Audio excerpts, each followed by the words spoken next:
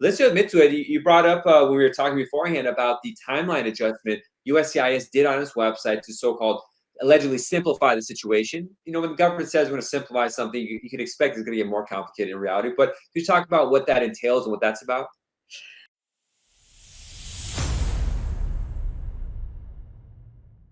And yes, so USA is saying that they're simplifying, improving communication of case processing data. That's how it's officially called.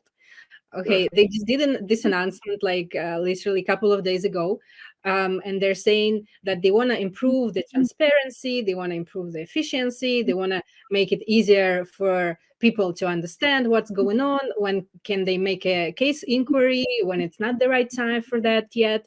So, and basically they redesigned this whole USA's case processing page. Okay, and in my opinion, now we will get less information than what it used to be. So what they changed? First thing, I don't know, John, if you wanna, yes, bring it up. Thank you so much. So they changed the range. So it used to be where you see this 15.5 months now, for example, for adjustment of status case in Los Angeles. Okay, it used to be from and to. Now we see just only one number. Okay. Well, and they're saying it's better. I don't know. I don't think so personally. And for example, we're doing constantly these cases for Los Angeles office.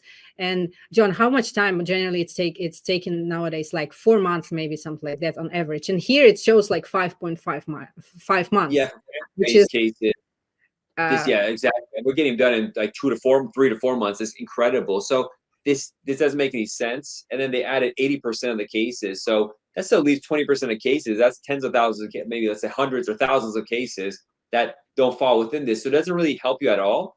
And that's why I always tell people you could check when people call and ask about timelines. We're on our live Q&A we have every Wednesday at 6 p.m. Pacific. How long is this going to take? I say, go to USCIS.gov, see what the number is, then close your computer and completely forget it because it's worthless, this number. You just got to wait. That's the only reality when it comes to timelines. I mean, it's true, and USAS themselves, they are pointing that this is just a reference point. It's not necessarily that this is how much time your specific case will take. And as John mentioned, we as an attorneys, we don't rely on this processing times that much. Some of them may be reliable, some of them are not. But again, it's not clear to us how do they calculate that. They talk about methodology here a little bit, but still, it's what we see from our practice. This number would be completely different. It's not 15.5 5 months. Not at So all. Yeah. exactly. One more thing that they This, updated is that. Go ahead, John. oh, so yeah, they added this when you could complain date here instead of like looking at the old system. You could put in the date of your receipt and get and then see when you can inquire. So let's say someone filed their case in January 1st, 2019. Let's say get inquiry date. It says you can send us questions by submitting. So then it says, okay, You go didn't ahead. put 2019. You put like 2009 19. Oh, Yeah. we're 19 years after Jesus. So. Yes. So So like it says you can do a service request. Now, one issue I've been having with my computer when I go make a service request, and for those listening to the podcast, you can't see this.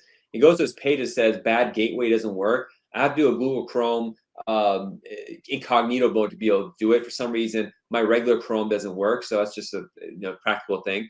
But yeah, it says before they would say these dates and when you could do it, and a person had to like figure it out. Now there were times in the old system where it would say I can make a request, and when I went to do the request, it would say you can't make a request. So this system, new one's really new. I haven't tested it out, but just there's unreliability baked into this. So it's kind of happy they're trying to do stuff.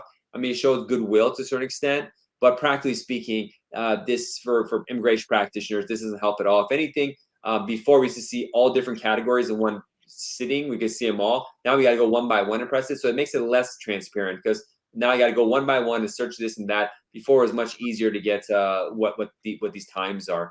And as you said, for example, we just did IA24 in Houston, N600K in Houston, Texas. That's the application, and that was done in like no time. I mean, weeks. Let's say Houston, Texas, get processing times.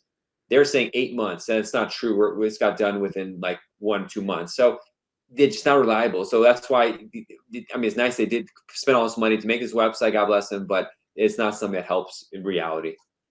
I mean, I think it needs more work, you know. Uh, Good thing they're trying to improve that. But again, in my honest opinion, now we will get even less information on the process and timelines than we used to. And I'm sure, for example, John, you can try now. If you put some inquiry date, recent inquiry date, probably not inquiry date, recent receipt date, for example, you'll not even get a link. Maybe, I'm not sure about that, but you can try that now. You'll not even get the link to make an inquiry, you know, if your date is still within the normal processing time. So something like that, you know, which makes sense because on the one hand, because probably some people very anxious about their cases, and then understandably, because this is whole their life, you know, now at stake, and they just send the case inquiry request, for example, when they just have to wait instead of sending this request. And probably USCIS like wants to reduce the amount of service requests they get, you know, so they can focus on some on actual, for example, adjudication of cases rather than replying to service requests for cases that still didn't, maybe I would say, ripe, you know, or something. So yeah, basically that's what happened. So that's the answer, because we get emails to what the new system is and updates, and that's the update when it comes to this, you know, timing system. Thank you for watching this educational program. To get the latest videos, click the subscribe button and the notification bell icon. Also, help us help the immigrant community by liking this video and sharing it with your family and friends. You can also find us on other social media sites like Instagram, Facebook, TikTok, LinkedIn, and Twitter, where you find the latest updates on immigration news, policy changes, and tips. Be safe and God bless. See you soon.